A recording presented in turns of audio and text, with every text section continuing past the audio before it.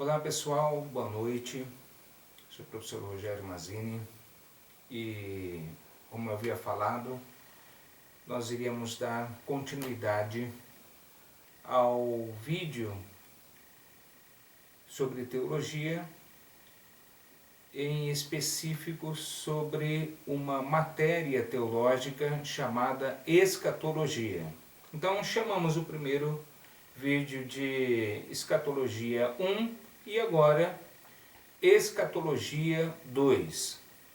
No primeiro vídeo nós falamos sobre a volta de Cristo e o arrebatamento da igreja e nós iremos continuar a partir, evidentemente, do arrebatamento da igreja. Daí o que nós imaginamos que possa vir a acontecer? Assim, como os textos, todos os vários textos que nós fizemos a leitura no primeiro vídeo, e como acreditam também os cristãos, principalmente os pentecostais, ou a maioria dos pentecostais. A maioria dos pentecostais são pré-tribulacionistas. O que seria pré-tribulacionista? Ele acredita ele crê que o arrebatamento da igreja e a volta de Cristo será antes da grande tribulação. Existe uma pequena parcela de evangélicos, uma pequena parcela de cristãos que acreditam que a igreja será arrebatada durante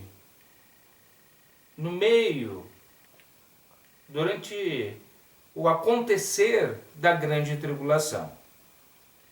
E existe uma parcela, essa é uma parcela pequena, que acredita que o arrebatamento da igreja irá ocorrer pós grande tribulação.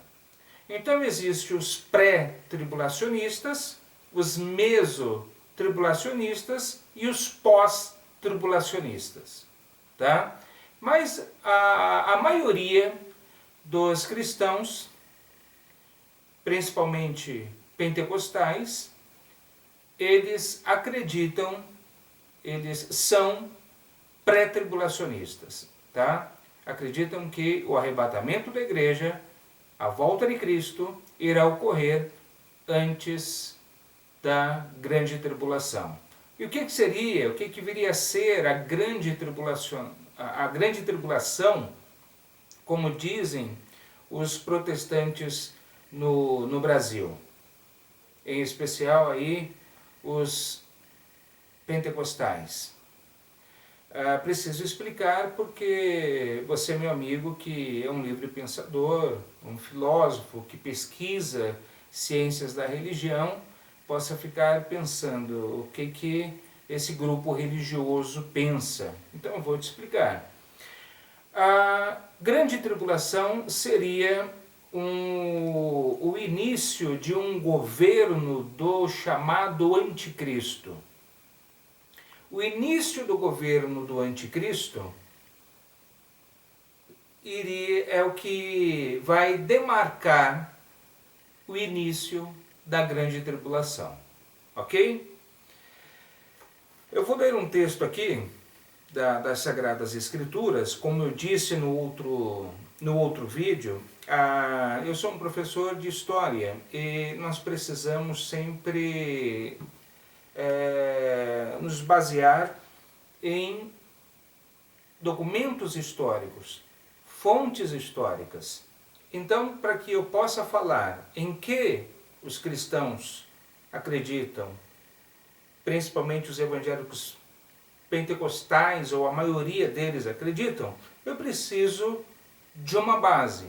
Eu preciso saber os textos mais utilizados pelos teólogos, pelos escatologistas, em que defendem, em que ensinam esta matéria teológica, ok? Então veja bem, Apocalipse capítulo 12,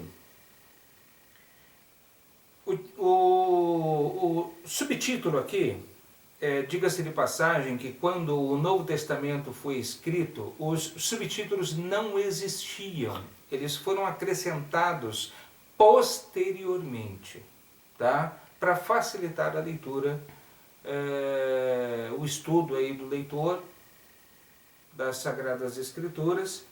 E, então, os subtítulos foram acrescentados posteriormente. Os autores dos 27 livros do Novo Testamento, ou melhor, os escritores dos 27 livros do Novo Testamento, eles não, nos capítulos, eles não escreveram o subtítulo. Os subtítulos foram acrescentados posteriormente. Os textos, sim, tá? Escritos em grego, e o material utilizado para a escrita do Novo Testamento foi o papiro. Tá? Papiro era o material utilizado para a escrita. E para quem não conhece, ou para quem não ouviu falar, o papiro ele é oriundo de uma planta aquática das margens alagadiças, principalmente lá no Rio Nilo, muito parecido com o palmito brasileiro. E a partir dele que se fazia, se cortava as fatias e colocava-se uma fatia e a outra levava para a prensa e dali saía uma folha de papiro. É muito semelhante à palha de milho seca. Ela é amarelada, ondulada, quebradiça, é muito parecido. É o que me vem à mente agora para explicar para vocês mais ou menos, ou pelo menos aquilo que chega mais perto de um papiro. Perfeito? Então, ok. O Novo Testamento foi escrito originalmente em papiro. E aqui está, a mulher e o dragão. E viu-se um grande sinal no céu, uma mulher vestida do sol, tendo a lua debaixo dos seus pés, e uma coroa de 12 estrelas sobre sua cabeça. E estando grávida, gritava com as dores de parto, sofrendo tormentos para dar à luz. Viu-se também outro sinal no céu, eis um grande dragão vermelho, que tinha 7 cabeças e 10 chifres, e sobre as suas cabeças 7 diademas. O livro do Apocalipse, que eu estou lendo aqui no capítulo 12, versículo 1, versículo 1, versículo 2, versículo 3, o livro do Apocalipse ele é muito simbólico. Então há uma necessidade de se fazer sempre o uso da chamada hermenêutica sagrada, que é uma outra doutrina, uma outra matéria teológica para poder entender. Tá? Esses 10 diademas, a questão dos 10 chifres. Então, veja bem, o anticristo, ele não será uma espécie de diabo conforme apresentado no carnaval, com chifres e aquela cara de monstro horripilante, com um rabo pontudo e um tridente na mão. Nada disso. O anticristo será um líder político carismático, inteligente, muito inteligente, um cara com uma oratória perfeita, grandes ideias, e que vai vir para dar soluções para a crise econômica mundial. Será um cara boa pinta, de boa aparência, inteligente, que vai cair na graça do povo. Quando fala esses 10 chifres aqui, está se referindo aos líderes regionais que ele vai colocar, e esses caras vão dar satisfações a ele, tá? Então, este é o anticristo. Daí você também pergunta, mas professor, eu ouvi falar de um tal de falso profeta. O falso profeta é uma coisa, o anticristo é outra. Tá? Nenhum nem outro é o próprio capeta. Podem ser dominados por ele. Tá? Completamente dominado por ele. Mas são pessoas, tá? São duas pessoas, uma independente da outra. O anticristo é um líder mundial, tá? O anticristo é um líder mundial. O falso profeta é um líder religioso de grande expressão mundial, que vai estar ao lado do anticristo, auxiliando no seu trabalho. Tá? Anticristo e o falso profeta. Vamos lá. Aqui existe muito isso na Bíblia Sagrada, e é uma necessidade da hermenêutica, né? Às vezes ela está tratando um assunto, do nada ela vai, trata de outro e depois ela volta ao assunto que ela estava abordando. No versículo 4 acontece exatamente isso. E a sua cauda levava após si a terça parte das estrelas do céu, e lançou-se sobre a terra, e o dragão parou diante da mulher que estava para dar à luz, para que, dando ele à luz, lhe devorasse o filho. Então veja bem, até a metade deste versículo, quando fala da cauda, que a sua cauda levou após si a terça parte das estrelas do céu, aqui está falando sobre a queda de Satanás, quando ele foi expulso do céu e ele conseguiu convencer e influenciar a terça parte dos anjos do céu. E esta terça parte, em nenhum momento existe base para se dizer que é um terço.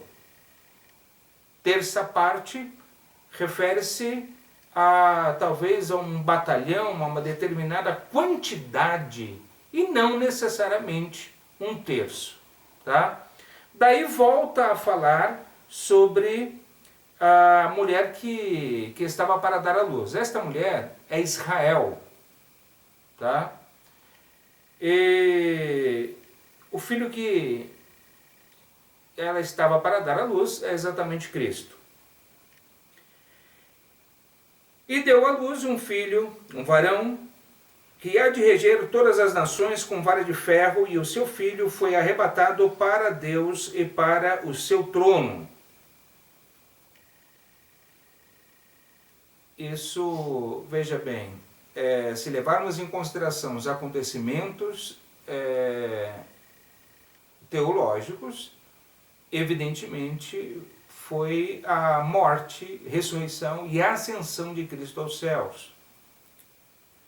E a mulher fugiu para o deserto, onde já tinha lugar preparado por Deus, para que ali fosse alimentada durante 1260 dias. Significa 3 anos e meio. Cerca de 3 anos e meio, tá bom? Então houve guerra no céu, Miguel e os seus anjos batalharam contra o dragão, e o dragão e os seus anjos batalhavam, mas não prevaleceram, nem mais o seu lugar se achou no céu. e foi precipitado o grande dragão, a antiga serpente, que se chama o Diabo e Satanás, que engana todo mundo, e ele foi precipitado na terra, e os seus anjos foram precipitados com ele. Então, veja bem, aqui é o primeiro texto que fala sobre uma mudança de atitude do anticristo na grande tribulação. Um outro texto, Apocalipse 13, 5. E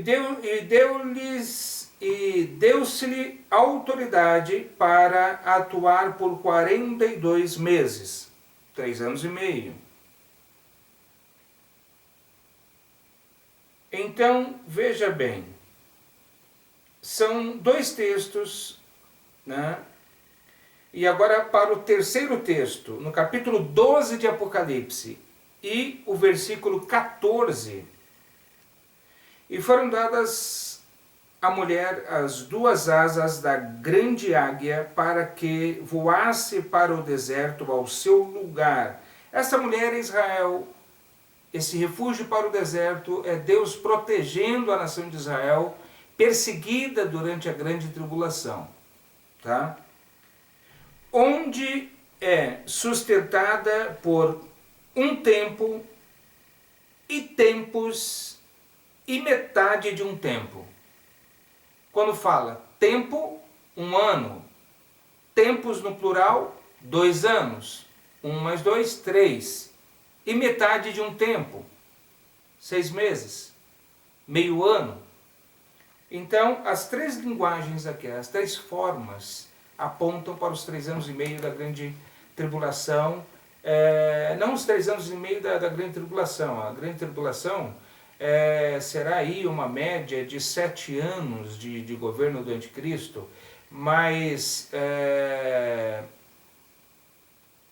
ele vai apresentar um governo brilhante, aquele cara que vai dar solução dos problemas econômicos e sociais do mundo, e liberdade religiosa para todas as religiões. Com o tempo todo mundo já esqueceu que sumiu milhões e milhões e milhões de pessoas do mundo e ninguém sabe para onde foi. É provável que os ufólogos eles acabem dizendo que foram naves espaciais dos extraterrestres que arrebataram e desintegraram ou que sequestraram todo esse povo, e uma série de teorias irá acontecer. Com o tempo, o mundo volta a ser mundo. Com o tempo, as famílias elas vão se acostumando com a perda, e agora vem um anticristo, um líder maravilhoso, e que o mundo se torna muito melhor e brilhante, e aí já a grande tribulação, ela está ocorrendo, ela está acontecendo, tá? Mas em uma falsa paz, até a sua metade. Depois o anticristo vai dizer, né?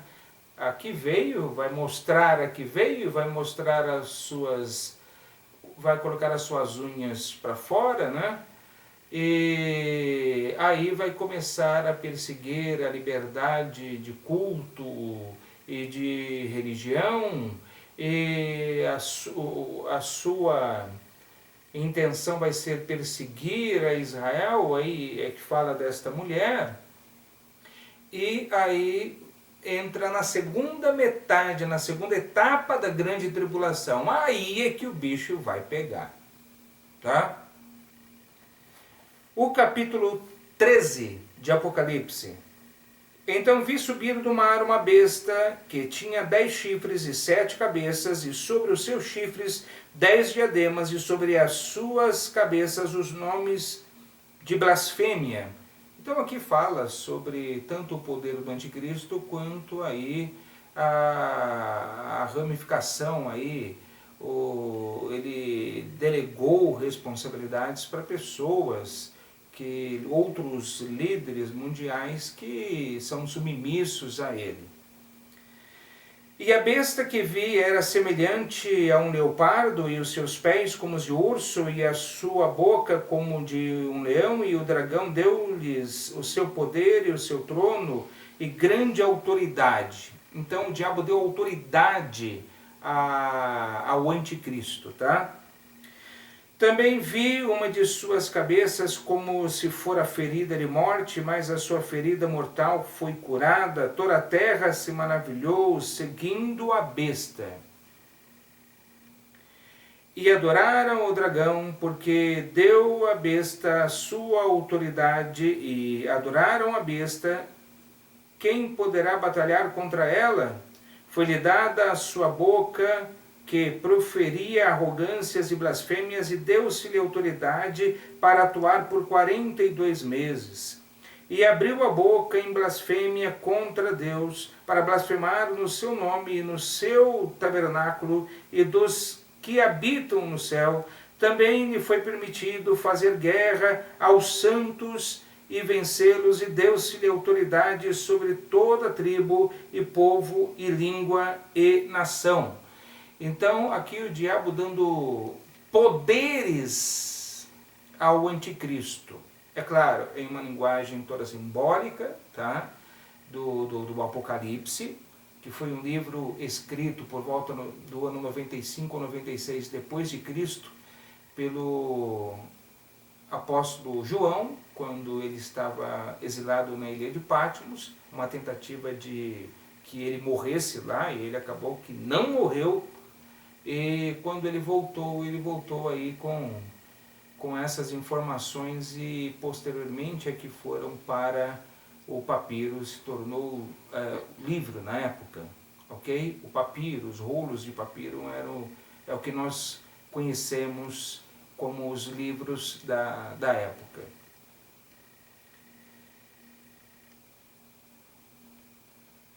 A continuação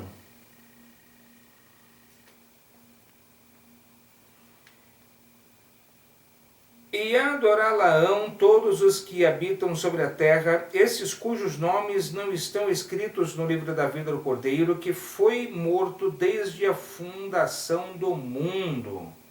E se alguém tem ouvidos, ouça. Se alguém leva em cativeiro irá. Se alguém matar a espada, é necessário que a espada seja morto. Aqui está a perseverança e a fé dos santos. Então, aqui está falando sobre a autoridade do anticristo na segunda metade aqui da grande tribulação. Daí continua. Essa é a besta que a Bíblia diz que saiu do mar. A besta que saiu do mar é o anticristo. A besta que saiu da terra é o falso profeta, é o líder religioso. É sobre ele que eu vou falar agora. E vi subir da terra outra besta, e tinha 2 chifres, semelhantes aos de um cordeiro, e falava como dragão. Também exercia toda a autoridade da primeira besta na sua presença, e fazia que a terra e os que nelas habitavam adorassem a primeira besta, cuja ferida mortal fora curada. Então veja bem, este líder religioso ele vai exigir que as pessoas adorem ao anticristo, que aliás, pessoas adorar pessoas hoje em dia, né? A idolatria a outros seres humanos não é algo anormal para os seres humanos. Isto sempre aconteceu ao longo da história, né? Basta o cara ser famoso, poderoso, rico, um astro, um ídolo, um cantor, um apresentador, um grande ator, e basta essas características para que a pessoa passe a ser adorada por outras pessoas. Então isso não é adorar o anticristo com essas características aqui, vai ser a coisa mais fácil que possa existir. e operava grandes sinais, de maneira que fazia até descer fogo do céu à terra, à vista dos homens, e por meio dos sinais que lhe foi permitido fazer, na presença da besta, enganava os que habitavam sobre a terra, e lhes dizia que fizessem uma imagem à besta, que recebera a ferida da espada e vivia. Então, o anticristo vai fazer milagres, o falso profeta vai fazer milagres para impressionar o povo, e eles vão acreditar que os dois são poderosos e que são dignos de receber adoração. Aí é que vai se enganar, né? Porque o ser humano deva adorar única e exclusivamente a Deus. Esta sempre foi a base do cristianismo. E foi-lhe concedido também dar fôlego à imagem da besta, para que a imagem da besta falasse e fizesse que fossem mortos todos os que não adorassem a imagem da besta. Aqui começa a perseguição àqueles que não subiram no arrebatamento da igreja e que ficaram. Independente se são cristãos, evangélicos ou não. Mas se a pessoa ainda quiser ser salvo, segundo a doutrina cristã, segundo textos que eu já li e que outros que eu vou ler, se a pessoa ela não subiu no arrebatamento da igreja, ela vai ser duramente perseguida durante a segunda etapa aí da grande tribulação. E para não perder a última oportunidade de salvação, ela não vai poder adorar a besta, ela não vai poder ser submissa ao governo do anticristo. Foi-lhe concedido também dar fôlego à imagem da besta, tal. No versículo 16 do capítulo 13, e fez que a todos, pequenos e grandes, ricos e pobres, livres e escravos, lhes fosse posto o sinal na mão direita ou na fronte, para que ninguém pudesse comprar ou vender, senão aquele que tivesse o sinal ou o nome da besta ou o número do seu nome. Aqui há sabedoria, e aquele que tem entendimento calcule o número da besta, porque é o número de um homem, e o seu número é 666, portanto, 666. Veja bem, nós vivemos na era da tecnologia. Não vai existir na testa ou na mão uma espécie de tatuagem 666. E não quer dizer também que seja 6666. Pode ser que seja um outro número, uma outra espécie de código. Isso é o que menos interessa. A questão é, vivemos no mundo da tecnologia.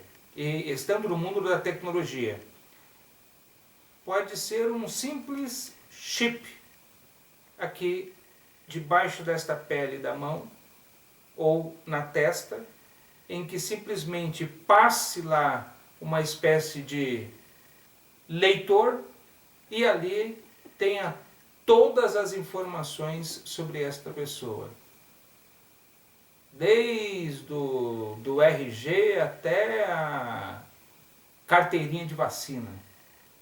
Todas as informações bancárias, de contas e valores da conta corrente, poupança, cartões de crédito, e limites e tudo.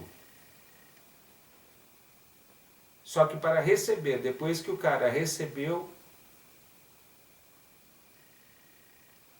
esse número, ou melhor, vamos falar uma linguagem mais atual. Aqui falou aqueles que receberam, aqueles que aceitaram receber o número da besta. Vamos falar numa linguagem atual. Aqueles que aceitaram o governo do anticristo e se submeteram a ele. Esses perderam completamente a oportunidade de salvação. E aqueles que não receberam serão perseguidos. Daí não vai ser fácil, vai ser mediante o derramamento de sangue, do seu próprio sangue, porque vai sofrer, pode ser torturado, pode ser perseguido, até porque se você não aceitou a imagem da besta, mas se você tiver um comércio, ninguém vai poder comprar de você. Se você tiver uma fábrica, ninguém vai poder comprar os seus produtos da sua fábrica. E se você for um cliente que tiver dinheiro, ninguém vai poder vender para você, não importa se você for rico. Ou seja, o que adianta ter dinheiro, mas chegar no supermercado e você não poder ser atendido porque você não tem a imagem da besta, o sinal da besta? Você não tem o chip? Eu coloquei como chip, tá? Mas, sei lá, na era da tecnologia, o que possa ser esse sinal da besta? Um carimbo na testa e na mão eu sei que não é. Daí, como falava o meu um grande amigo, aí é que a porca torce o rabo. Daí é que o bicho pega. Se não quiser receber o número da besta, a imagem da besta, ser submisso e cadastrado no sistema dele, daí vai ficar complicado sobreviver. As pessoas podem até contrabandear comida para você, depois que a sua água for cortada, sua luz, se você não paga aluguel, beleza. Se você paga aluguel, você vai ser despejado.